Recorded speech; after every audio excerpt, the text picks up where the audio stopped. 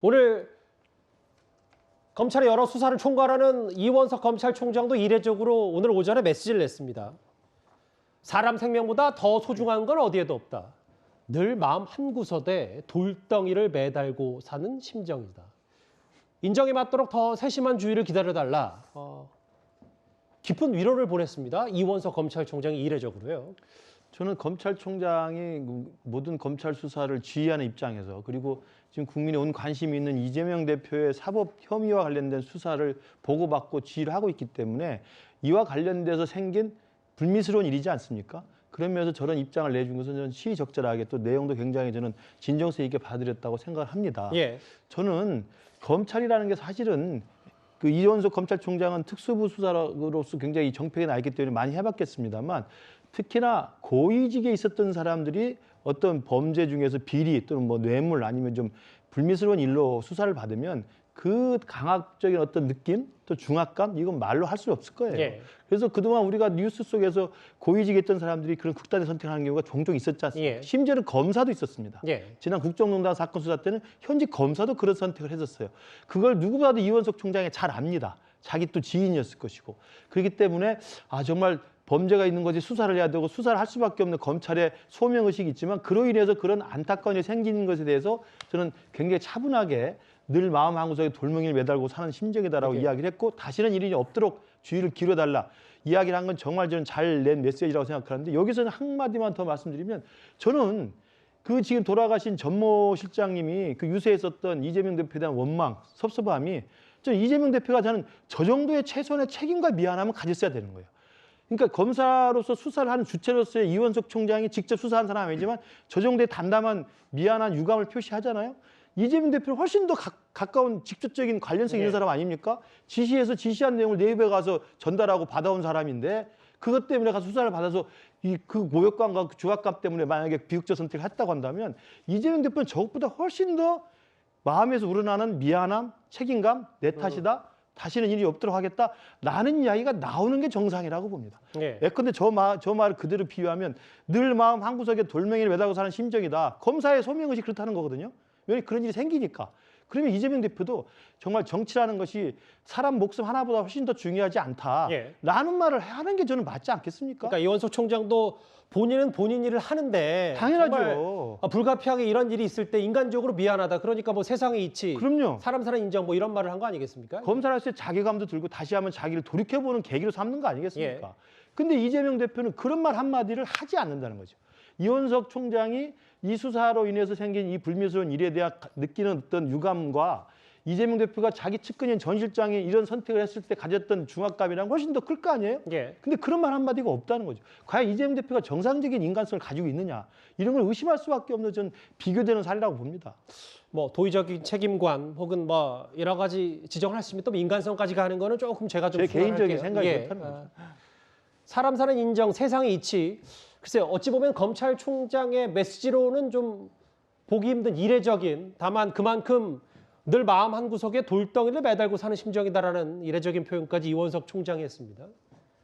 근데 이제 이런 메시지와는 별개로요, 검찰은 작년에 단 한 차례 전모 씨를 영상 녹화로 이뤄진 조사를 했고, 조사 내용을 확인한 결과 강압적인 부분은 없었다. 이게 검찰의 공식 입장입니다.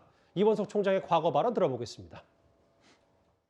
검찰은 사건을 수사를 합니다. 사람을 수사하지 않습니다. 저는 후배들이 그렇게 가르칩니다. 사람을 목표로 수사해서는 안 된다. 검사는 그렇게 수사해서는 안 된다라고 가르칩니다. 사건을 수사하고 혐의를 수사합니다. 구속을 할 것이다 말 것이다, 또는 앞으로 향후에 별건으로 또 추가 기소할 것이다, 이런 식으로 해서 피의자나 참고인을 압박하는 것을 계속 저희가, 이건 뭐 보도를 통해서 사실을 확인한 것이기 때문에 이러한 부분에 대해서 상당한 좀 압박을 느꼈던 것이 아닌가 생각이 듭니다. 경기도청을 압수수색을 무려 2주 이상 계속했다라는 겁니다. 아예 검찰이 거기에 상주 사무실까지 놓고 압수수색을 계속했다라고 하는데, 검찰은 뭐 아까 마음속에 돌멩이를 둔 느낌이다. 이원석 총장이 이런 얘기를 할 정도로. 다만 별도의 조사나 출석 요구는 없었기 때문에 영상 녹화를 다시 좀 훑어보니까 강압으로 볼 만한 여지는 없었다. 근데 오늘 친명계 김남국 의원이 검찰이 경기도청 압수수색을 2주 이상 하고 있는데 사무실까지 차려놓고 압수수색을 계속했다. 그러니까 뭐 제가 이 라디오 좀 텍스트를 봤더니 전문을 봤더니 진행자가 계속 묻거든요. 실제로 사실이 맞냐? 그랬더니 본인이 확인했다. 김남국 의원 계속 얘기해요. 그러니까 유서 관련해서도 이만큼 검찰의 강압 수사가 있었다. 뭐 이걸 강조하기 위해서인 것 같습니다. 근데요, 저거는 조금 핀트가 어긋난 게 뭐냐면 최근에 경기도에 대한 압수수색을 지금 검찰이 집중적으로 하고 있는 것은 바로 쌍방울 사건 때문에 그렇습니다. 예. 쌍방울 사건 관련해서 이화영 전 부지사가 지금 혐의 내용을 전면 부인하고 있잖아요. 그러면 당시에 경기도가 어떤 절차를 밟아서 과연 북한에 대한 어떤 지원이나 이런 걸 했는지에 대한 지금 광범위한 자료들을 지금 압수를 하고 있습니다. 예. 그래서 워낙 압수의 어떤 분량이나 양이 많기 때문에 경기도와 협력을 해서 경기도 측과 협조를 해서 이 검찰이 현장에 어떤 조그마한 사무실을 마련해서 이 압수수색을 지금 지휘하고 있는 그런 상황입니다. 왜냐하면 이거 가지고 뭐 계속 한다라고 뭐 불평은 하고 있지만 지금 현재 쌍방울 사건 관련해서는 북한과의 어떤 관계가 지금 이화영 전 지사가 이거는 쌍방울이 알아서 한 거다. 우리는 관여 없다라고 이야기를 하는데 이 관련된 자료들이 지금 경기도에 많이 남아 있거든요. 예. 그 입장에서 검찰은 이걸 압수수색을 계속 해야 되고 그 상황에서 이 법원의 영장을 밟아 수사를 하다 보니 경기도 측에서 마련해서 사무실 마련해서 하고 있는 걸로 알고 있습니다. 최근에 저 압수수색이 몇 차례 걸쳐서 진행되고 있는 걸로 알고 있고 이 모든 압수수색은 전부 다 법원에서 영장을 발부해서 하고 있는 것이거든요. 그렇겠죠. 그렇기 때문에 이거를 지금 계속적으로 이 검찰이 뭔가 압박하고 있다 이런 차원이 아니라 이 최근에 어떤 압수수색은 쌍방울 사건, 이 대북 송금 사건, 이 사건의 어떤 진실을 파헤치기 위한 검찰의 저는 합법적인 절차다 이렇게 보고 있습니다. 박성민 비서관님 이런 것 같아요. 그러니까 오늘 또 다른 친명계 의원인 박성준 의원은 라디오에 출연해서 문장 하나 뭐 정치 내려놓으시죠 혹은 측근 뭐 인간성 뭐 관리해달라 뭐 이렇게 문장 하나하나 단어 하나하나 보지 말고 맥락을 봐달라라는 취지는 무슨 말인지 알겠어요. 우리가 유서를 다 본 건 아니기 때문에. 근데 반면에 모르겠습니다. 유서 내용을 놓고 지금 갑론을박이 있으니까 마치 이런 경기도의 압수수색 2주 이상 법원이 영장까지 발부했는데 이런저런 것 때문에 마치 전모 씨가 극단 선택을 했다는 걸로 일반화시키는 건 뭐 김남국 의원의 이 주장이 좀 너무 일반화되거나 혹은 너무 앞서 나간 건 아닌지 뭐 이런 생각도 좀 들거든요.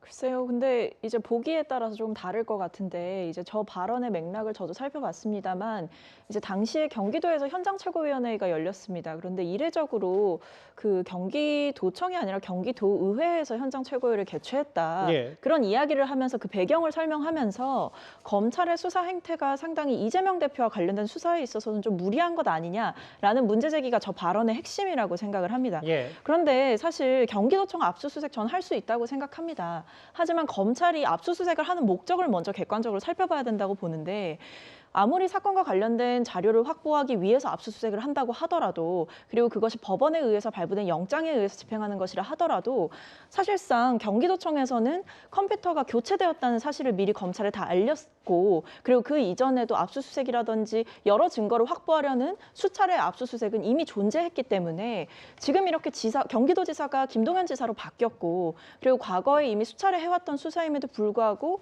지금 새로운 도지사가 있는 경기도청을 2주 이상씩이나 압수수색을 한다는 것이 과연 검찰의 수사나 이런 방식이 정당하고 온당하냐라고 물을 수밖에 없는 그 문제점은 저는 지적해야 된다고 생각합니다. 그러니까 뭐 그런 지적을 할 수 있는데 또 법원은 또 법원 나름대로 영장을 발부해서 수색에 나선기 때문에 윤영찬 의원 도의적 책임져야 된다 마땅하다. 실명으로 윤영찬 의원이 이재명 대표를 겨냥했고 김영 전 의원도 한없이 부끄럽고 참담하다. 다만 박성준 대변인 문장을 보지 말고 맥락을 봐야 된다. 한 단어로 고인말을 해석하지 말라. 물론 뭐 저희는 한 단어로 고인의 말을 해석한 적은 없습니다.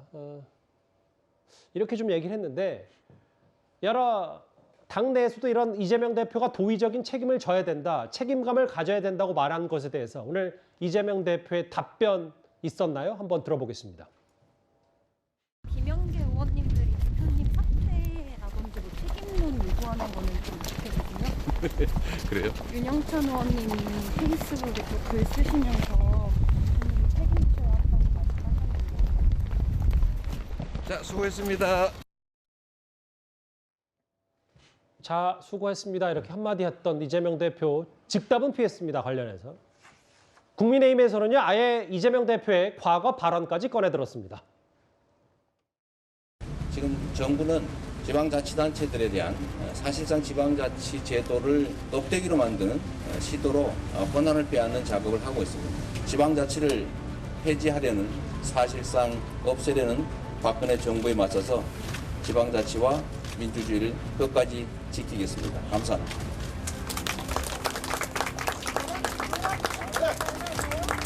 여러분, 우리 어머니 자식이 죽어도 그러실 겁니까? 자, 내 자식과 남의 자식이 왜 틀립니까? 같은 사람입니다. 우리 어머니 같은 사람들이 나라를 망치는 거예요. 어떻게 사람이 죽었는데 저런 소리를 합니까? 본인의 자식이 그 일을 당하는 날이 있을 겁니다. 물론 사안을 단순 비교할 수는 없어요. 저희도 당연히 알고 있죠. 근데 이제 국민의힘에서는 이게 주변 측근들의 이제 사망 혹은 뭐 극단 선택 이런 거에 대해서 태영호 최고위원은 이런 지적을 했는데 어떻게 좀 상대당으로서 받아들이시겠어요?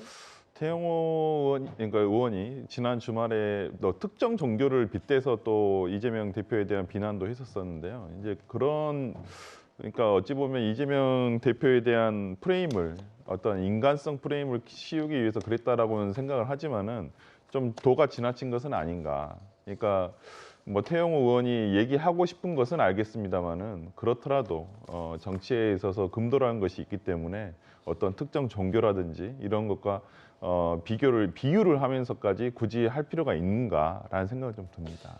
이제 유서 내용이 공개되면서 계속 뭐 인지상정, 도의적 책임, 뭐 여러 가지 이 대표를 둘러싼 얘기들이 당내에서도 지적이 좀 본물 터지고 있습니다. 알겠습니다. 이번 주제 이렇게